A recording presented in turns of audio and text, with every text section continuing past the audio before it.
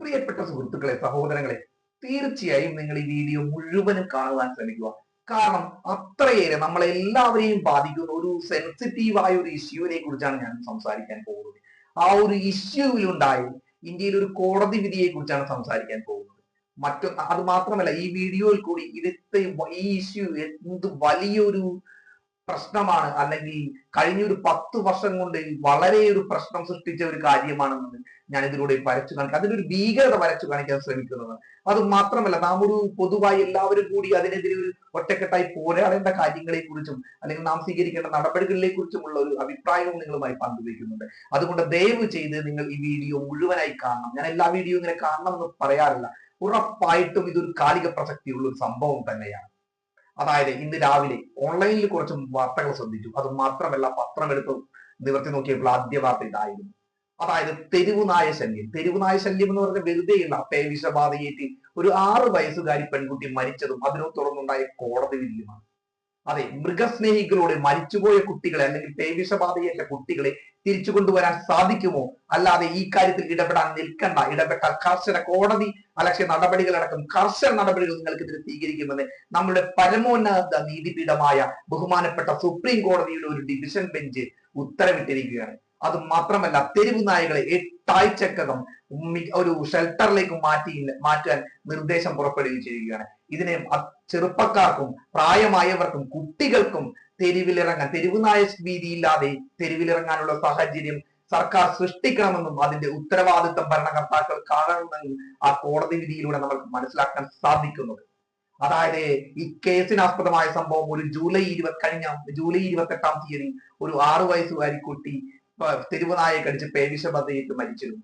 അതുകൊണ്ട് തന്നെ കോടതി, അതായത് നമ്മുടെ സുപ്രീം കോടതി സ്വമേധയാ കേസെടുക്കുന്നു. സംഭവം നടന്നത് ഡൽഹിയിലാണ്. ഈ ഡൽഹി സർക്കാരിനോടും കോർപ്പറേഷനോടും ഒക്കെയാണ് ഈ നിർദ്ദേശം വെച്ചിരിക്കുന്നത്. പക്ഷേ നിങ്ങളോട് ഒരു കാര്യം പറയുവാനുള്ളത് എന്തെന്ന് വെച്ച് കഴിഞ്ഞാൽ, ഡൽഹി സർക്കാരിനോട് മാത്രമല്ല, സുപ്രീം കോടതിയുടെ ഒരു നിർദ്ദേശം അല്ലെങ്കിൽ ഒരു വിധിയായി ഇത് കണക്കാക്കുമ്പോൾ ഇന്ത്യ മുഴുവനും ഇതിന്റെ ചലനങ്ങൾ ഉണ്ടാകാൻ സാധ്യതയുണ്ട്. മറ്റുള്ള കോടതി വിധികളെയൊക്കെ ചിലപ്പോൾ ഇതൊരു സ്വാധീനിക്കുവാനോ വാദിക്കുവാനോ കഴിയുമെന്നാണ് തോന്നുന്നത്. അപ്പോ ഈ ഒരു കാര്യം നേരത്തെ തന്നെ ബീഹാർ കോടതി രാജസ്ഥാൻ ഹൈക്കോടതിയും ഈ ഒരു വിഷയത്തിൽ തെരുവുനായകളെ എത്രയും പെട്ടെന്ന് നമ്മുടെ പൗരന്മാരെ സംരക്ഷിക്കണമെന്ന് നിർദ്ദേശം നൽകിയതായി വാർത്തകളിൽ കാണാൻ കഴിയും. നമ്മുടെ കേരളത്തെ സംബന്ധിച്ച് നോക്കുമ്പോൾ ഈ ഇത്തരത്തിലുള്ള ഒരു കാര്യം, ഒരു വിധിയോ അല്ലെങ്കിൽ വരണമെന്നാണ് ഞാൻ ആഗ്രഹിക്കുന്നത്. ഞാൻ മാത്രമല്ല, നിങ്ങൾ എല്ലാവരും തന്നെ ആഗ്രഹിക്കുന്നുണ്ടാവും. നമ്മുടെ കുട്ടികളൊക്കെ ഒരു പഠിക്കാൻ പോയി വരികയാണ്, അല്ലെങ്കിൽ ഇപ്പോൾ സ്കൂൾ വണ്ടികളൊക്കെ ഉണ്ട്. പക്ഷേ വീട്ടിലെത്തുന്നവർ ഈ തെരുവുനായ ശല്യം വളരെയൊരു പ്രശ്നമാണ്. കേരളത്തിൽ ഒരു കണക്ക് തന്നെ ഈ ഒരു പത്രമാധ്യമത്തിൽ കൊടുത്തിട്ടുണ്ട്. എന്തൊരു കഷ്ടമാണെന്ന് നോക്കി. അതായത് തെരുവുനായുടെ കടിയിട്ട് മുഖമൊക്കെ വികൃതമാക്കുന്ന പല വാർത്തകളും കൂടുതലും കുട്ടികളിലാണോ നാം കാണാറില്ലേ. പോട്ടെ, നമുക്ക് തന്നെ അല്ലെങ്കിൽ പ്രായമായവർക്ക്, കുട്ടികൾക്കൊക്കെ തന്നെ പുറത്തേക്ക് ഇറങ്ങിയാൽ തെരുവുനായ ശല്യം മൂലം കാൽനടയായി സഞ്ചരിക്കാൻ കഴിയുമോ നമ്മുടെ തെരുവുകളിലും?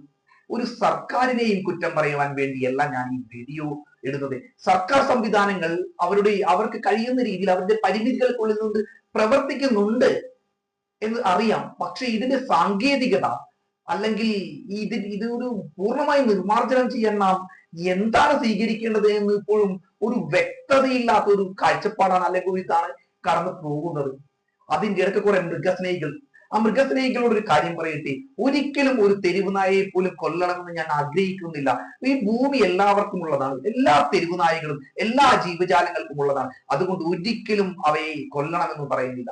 പക്ഷേ മനുഷ്യനെ, നമ്മുടെ പ്രത്യേകിച്ച് കുട്ടികൾക്കും മുതിർന്നവർക്കും ഒക്കെ ഒരു ഹേതുവാകുന്ന രീതിയിൽ, അപകടം പറ്റാത്ത രീതിയിൽ, അല്ലെങ്കിൽ നമ്മുടെ ജീവന് തന്നെ ഹാനികരമല്ലാത്ത ഒരു രീതിയിൽ ഇവരെയൊക്കെ മാറ്റിപ്പാർപ്പിക്കുവാനോ അല്ലെങ്കിൽ വന്ധ്യംകരണം ചെയ്യുവാനോ അല്ലെങ്കിൽ അവർക്ക് വേണ്ടി ഒരു ഷെൽട്ടർ നിർമ്മിക്കുവാനോ നമ്മുടെ സർക്കാർ സംവിധാനത്തിന് അല്ലെങ്കിൽ ഒരു ഭരണ സംവിധാനത്തിന് കഴിയുന്ന രീതിയിൽ പ്രവർത്തിക്കാൻ വേണ്ടി നിങ്ങൾ സമരം ചെയ്യണം.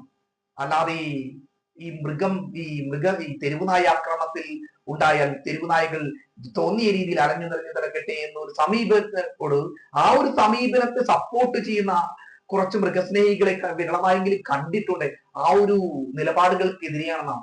അല്ലാതെ ഒരു മൃഗത്തെയും നശിപ്പിക്കുവാനോ വെടിവെച്ച് കൊല്ലുവാനോ നാം ഒരിക്കലും പറയുന്നില്ല, പ്രോത്സാഹിപ്പിക്കുന്നില്ല. കഴിഞ്ഞ കുറച്ചു നാളുകളായി പത്രവാർത്തയിൽ തന്നെ കണ്ടതാണ്. കഴിഞ്ഞ 10 വർഷത്തിനിടെ 1,14,000 പേർക്കാണ് തെരുവുനായ ആക്രമണത്തിൽ പരിക്ക് പറ്റി, തെരുവുനായുടെ കടിയേറ്റത്. മാന്തലല്ല, അത് വേറെ കാര്യം. മാന്തലും മറ്റുള്ള കാര്യങ്ങളൊക്കെ വേറെ കാര്യം. അതായത് ഈ ജില്ലയിലെ വാർത്തയാണ് എന്ന് പറഞ്ഞുകൊണ്ട് ആണ് മാധ്യമ വാർത്തകൾ കാണാൻ കഴിയുന്നത്. പത്രം വായിച്ചപ്പോൾ ജില്ലയിലെ വാർത്തയാണ്, വിവരാവകാശ പ്രകാരം ഒരു ആള് എടുത്ത രേഖയാണ് എന്ന് പറഞ്ഞാണ് പത്രത്തിൽ കൊടുത്തിരിക്കുന്നത്. അതായത് 2020 വരെ ഒരു വർഷം തെരുവുനായ കടിക്കുന്നത് 10,000-ൽ താഴെയായിരുന്നു ആ ഒരു സംഖ്യ.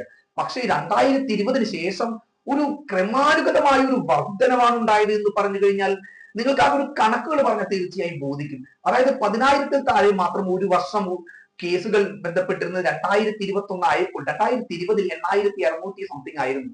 2021 ആയപ്പോൾ അത് 12,000-ഉം 2022 ആയപ്പോൾ 18,000 സംതിങ്ങും 2023 ആയപ്പോൾ 21 സംതിങ്ങും 2024 ആയപ്പോൾ 22,365 പേരോ കൃത്യമായിട്ട് ഓർക്കുന്നില്ല, ഏതായാലും 22,000-ന് മുകളിലാണ്. അതായത് ഒരു 2.5 മടങ്ങ് ഇരട്ടിയാണ് തെരുവുനായ ആക്രമണം ഉണ്ടായിരിക്കുന്നത്, കടിയേറ്റിരിക്കുന്നത്. കോടതിയുടെ തന്നെ നിർദ്ദേശം വായിച്ചാൽ മനസ്സിലാക്കാൻ സാധിക്കുന്നത്, ഈ പേവിഷബാധയേറ്റാൽ നമുക്ക് ഇതിന്റെ കുത്തിവെക്കാനുള്ള മരുന്നുകളുടെ ലഭ്യത എല്ലാവരും ഉറപ്പുവരുത്തണം. പൗരന്മാരുടെ സുരക്ഷ ഉറപ്പുവരുത്തണം.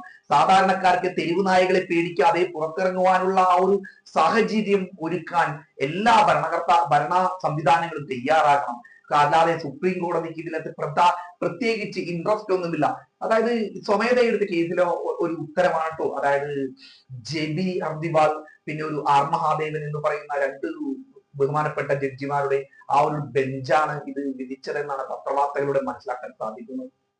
നമ്മൾ തെരുവിലിറങ്ങുമ്പോൾ തന്നെ നമുക്ക് നടക്കാൻ കഴിയുന്ന ഒരു അവസ്ഥയാണ് തെരുവുനായകളെ കൊണ്ട്. നമ്മളുടെ നാട് വിദേശികൾ സന്ദർശിക്കുമ്പോൾ നാം അഭിമാനത്തോടെ എടുത്തു പറയേണ്ട ക്ലീൻ സിറ്റി ആയിരിക്കണം, അതേപോലെ തന്നെ ക്ലീൻ ആയിരിക്കണം, നായകളില്ലാത്ത തെരുവുനായകളെ കൊല്ലണമെന്നല്ല കേട്ടോ ഉദ്ദേശിക്കുന്നത്. അവർക്ക് അവരുടേതായ ഒരു ഷെൽട്ടർ നിർമ്മിച്ചു കൊടുക്കണ്ടേ, അല്ലെങ്കിൽ ഇവരുടെ ഒരു പ്രജനനം തടയണ്ടേ? ഈ 2021 വരുമ്പോൾ 2.5 ഇരട്ടിയാവുന്നത് ഒരു കാരണം പറയുന്നുണ്ട് പത്രവാർത്തയിൽ. അതായത് 2019 ഈ കോവിഡിന് ശേഷം പിന്നീട് അനിമൽ ബർത്ത് കൺട്രോൾ സിസ്റ്റം ഫലവത്തായി ഒരു പ്രവർത്തിപ്പിക്കുവാൻ, അതായത് നമ്മുടെ ഗവൺമെന്റ് മിഷനറികൾക്കോ അല്ലെങ്കിൽ അതാത് മിഷനറികൾക്കോ സാധിച്ചിരുന്നില്ല. അതുകൊണ്ടാണ് ഇത്രമാത്രം ഇരട്ടിയിൽ ഈ ഒരു വർധന ഉണ്ടാവാൻ കാര്യം എന്ന് തന്നെയാണ് പത്രവാർത്തകളിലൂടെ മനസ്സിലാക്കാൻ സാധിക്കുന്നത്. ഞാനൊരു വിവാഹിതനാണ്, 2 കുട്ടികളുടെ ഒരു പിതാവാണ്. എനിക്ക് 2 പെൺകുട്ടികളാണുള്ളത്. മൂത്ത കുട്ടി പഠിക്കാൻ പോയി വരുമ്പോഴോ അല്ലെങ്കിൽ കളിക്കുവാൻ വേണ്ടി പുറത്തിറങ്ങുമ്പോഴോ കൂടുതൽ കുട്ടികൾ ഇപ്പോൾ ആ സംസ്കാരത്തിലേക്ക് ഒന്നും ഇറങ്ങുന്നില്ല, അതൊക്കെ വേറെ കാര്യം. പക്ഷെ ഈ തെരുവുനായകളുടെ കാര്യം കൊണ്ട് പുറത്തിറങ്ങാൻ സാധിക്കുന്നില്ല എന്ന് പറയുമ്പോൾ എന്തോരം വിഷമം ഉണ്ടാകുന്നതാണ്. അല്ലെങ്കിൽ ജോലിക്ക് പോയി മടങ്ങി 7 മണിക്ക് ശേഷം 6:30-ക്ക് ശേഷം മടങ്ങി വരുന്ന സ്ത്രീകളെ രാത്രിയാകുമ്പോഴാണ് ഈ തെരുവുനായ ശല്യം കൂടുതലാകുന്നത്. സ്ത്രീകളും കുട്ടികളും നമ്മുടെ തന്നെ സിസ്റ്റേഴ്സും പെങ്ങന്മാരും നമ്മുടെ തന്നെ അമ്മമാരും ഒക്കെ ജോലി കഴിഞ്ഞ് വരുമ്പോൾ ഉണ്ടാകുന്ന ഒരു പ്രശ്നം. പക്ഷെ ഈ പ്രായമായവർക്ക് ഇത് പ്രതിരോധിക്കാൻ പറ്റുമോ? പോട്ടെ, നമ്മളെ പോലുള്ള ചെറുപ്പക്കാർക്കോ അല്ലെങ്കിൽ മറ്റുള്ളവർക്കോ ഇത് ഫലപ്രദമായ രീതിയിൽ തെരുവുനായ ആക്രമണം അതായത് ചെറുക്കുവാൻ കഴിയുന്നുണ്ടോ? ഇല്ല. അപ്പോൾ എനിക്ക് ഈ വീഡിയോയിൽ വ്യക്തമാക്കാനുള്ളത്, എല്ലാവരും പറയും ഗവൺമെന്റ് അതിന്റെ രീതിയിൽ ചെയ്യുന്നുണ്ടാകാം, പക്ഷെ നാം മുന്നോട്ട് പോകണം. ഇത് നമ്മളുടെ ഓരോരുത്തരുടെയും പ്രശ്നമാണ്. പല കാര്യങ്ങളും നമ്മൾക്കൊരു പ്രശ്നമുണ്ട്, പല കാര്യങ്ങൾ കാണുമ്പോൾ നാം ഇടപെടാതെ അല്ലെങ്കിൽ ഒരു കൂട്ടായ്മയില്ലാതെ പോകുവാൻ കാരണം നമ്മളുടെ ഭാഗത്തേക്ക്, അതായത് നമ്മുടെ വീട്ടിൽ ഈ സംഭവം വരുന്നില്ല അല്ലെങ്കിൽ നമ്മളുടെ വീട്ടിൽ എത്തിയിട്ടില്ലല്ലോ. നമ്മളുടെ വീട്ടിൽ ഉണ്ടാകുമ്പോഴേ മാത്രമേ നമ്മൾ പല കാര്യങ്ങളും പഠിക്കുന്നുള്ളൂ, പ്രതികരിക്കാൻ തയ്യാറാകുന്നുള്ളൂ. നാം ഇതിന് ചെയ്യേണ്ടത് ഒരു കൂട്ടായ്മ ഉണ്ടാക്കിയെടുക്കുക. അതായത് ആ നാട്ടിലെ ജനങ്ങൾ ഒരു കൂട്ടായ്മ ഉണ്ടാക്കിയെടുക്കുക. പല സ്ഥലത്തും കൂട്ടായ്മകളൊക്കെ നടക്കുന്നുണ്ട് കേട്ടോ. കൂട്ടായ്മ ഉണ്ടാക്കിയെടുക്കുക. ഈ തെരുവുനായ ശല്യത്തെ എങ്ങനെ നേരിടണമെന്ന് നിയമപരമായി തന്നെ പഠിച്ച ആ ഒരു രീതിയിലുള്ള കാര്യങ്ങൾ പഞ്ചായത്തിനെയോ മുനിസിപ്പാലിറ്റിയോ കോർപ്പറേഷനെയോ അറിയിക്കുക. എന്നിട്ട് നടപടി ഉണ്ടായില്ലെങ്കിൽ അതിനെതിരെ പ്രതിഷേധിക്കുക. അതായത് ജാതി മത രാഷ്ട്രീയ ഭേദമന്യേ പ്രതിഷേധിക്കുക എന്ന് പറയുന്നത് ഒരു സമാധാനപരമായി, അതായത് നിയമപരമായി പ്രതിഷേധം അവരോട് അറിയിക്കുക, സ്നേഹപരമായി അറിയിക്കുക എന്നുള്ള ഉദ്ദേശത്തോടു കൂടിയാണ്. അല്ലാതെ തെരുവിലിറങ്ങി കലാപം സൃഷ്ടിക്കുക എന്നുള്ള രീതിയിലല്ല പറഞ്ഞു. അവരോട് സ്നേഹകരമായി പറഞ്ഞ് മനസ്സിലാക്കാൻ ശ്രമിച്ചിട്ട് അവരോട് വളരെയേറെ അപേക്ഷാ സ്വരത്തിലെങ്കിലും കാര്യങ്ങൾ നടപ്പിലാക്കിയെടുക്കാൻ ശ്രമിക്കുക. അത് നമ്മൾ ഓരോ വാർഡ് നമ്മുടെ പ്രദേശത്ത് നാം ചെയ്തു കഴിഞ്ഞാൽ ഓരോരോ പ്രദേശത്തും അങ്ങനെ ചെയ്തു തിരിക്കും. കാരണം ഇന്നത്തെ ഈ വാർത്ത കാണുമ്പോൾ എനിക്ക് ഒരുപാട് സങ്കടം തോന്നിപ്പോവുകയാണ്. കഴിഞ്ഞ ദിവസം ഒരു വീഡിയോ കണ്ടെന്ന് തോന്നുന്നു, ഏതോ തെരുവുനായെ കടിച്ച് മരിച്ച കുട്ടിയുടെ എന്തോ സാന്ത്വനമായി എന്തോ ആശ്വാസധനം നൽകുമ്പോൾ ആ കുട്ടിയുടെ പിതാവ് കരയുന്ന ഒരു കാഴ്ച കണ്ടപ്പോൾ ഞാൻ എന്റെ കുഞ്ഞു കുട്ടികളെ വരെ ആലോചിച്ചു പോയി. അത്തരത്തിലൊരു എന്താ പറയുന്ന ഒരു വിഷമം. കൃത്യമായിട്ട് ഞാൻ ആ വാർത്തയോട് ഓർക്കുന്നില്ല, ആ വീഡിയോ കുറച്ച് തപ്പി നോക്കി പക്ഷെ കിട്ടിയില്ല. ഏതായാലും ഈ ഒരു വാർത്ത കാണുമ്പോൾ, ഇത്തരത്തിലൊരു കോടതി വിധികൾ കാണുമ്പോൾ നമ്മൾക്കൊരു എന്താ അനുകമ്പ അല്ലെങ്കിൽ ഒരു ആശ്വാസമായിട്ടാണ് തോന്നുന്നത്. ഏതായാലും തെരുവുനായകളെ ഐറ്റങ്ങൾക്കും ഒരു ജീവിക്കാനുള്ള ഒരു പരിതസ്ഥിതി ഒരുക്കിക്കൊണ്ട് മനുഷ്യർക്ക് ഒരു സംരക്ഷണം നൽകിക്കൊണ്ട് തെരുവുനായ ശല്യം എത്രയും പെട്ടെന്ന് നമ്മുടെ സമൂഹത്തിൽ നിന്ന് തന്നെ പോകണമെന്ന് ആഗ്രഹിക്കുന്നു. ഇത് എത്ര പേര് കാണുമോ ഇല്ലയോ ഒന്നൊന്നും എനിക്കറിയില്ല. പക്ഷേ എനിക്കിത് നിങ്ങളോട് സംസാരിക്കുവാൻ തോന്നി. 5 പേരും ഇത് മുഴുവൻ കണ്ടിട്ടുണ്ടെങ്കിൽ അത് തന്നെ വലിയ കാര്യമായി തോന്നി. അല്ലാതെ ഒരു ത്രസിപ്പിക്കുന്ന വാർത്തയായോ അല്ലെങ്കിൽ മറ്റുള്ളൊരു വാർത്തയായോ അല്ല ഞാനിത് പറയുന്നത്. അപ്പോൾ എന്നെ ക്ഷമയോട് ഇത്ര നേരം ആരെങ്കിലും കേട്ടിരുന്നിട്ടുണ്ടെങ്കിൽ അവർക്കെല്ലാവർക്കും നന്ദി പറഞ്ഞുകൊണ്ട് മറ്റൊരു വിഷയവുമായി നിങ്ങളുടെ മുൻപിൽ കാണാമെന്ന പ്രതീക്ഷയോടെ നിങ്ങൾക്ക് ഈ വീഡിയോ ഇഷ്ടമായാൽ മാത്രം നമ്മുടെ ചാനൽ സബ്സ്ക്രൈബ് ചെയ്യുവാൻ നിങ്ങളോട് അഭ്യർത്ഥിച്ചുകൊണ്ട്, ഇഷ്ടമായാൽ മാത്രം സബ്സ്ക്രൈബ് ചെയ്താൽ മതിയട്ടോ എന്ന് ഓർമ്മിപ്പിച്ചുകൊണ്ട് എല്ലാവർക്കും, എല്ലാ സുഹൃത്തുക്കൾക്കും സഹോദരങ്ങൾക്കും സ്നേഹത്തിന്റെ ഭാഷയിൽ ബൈ.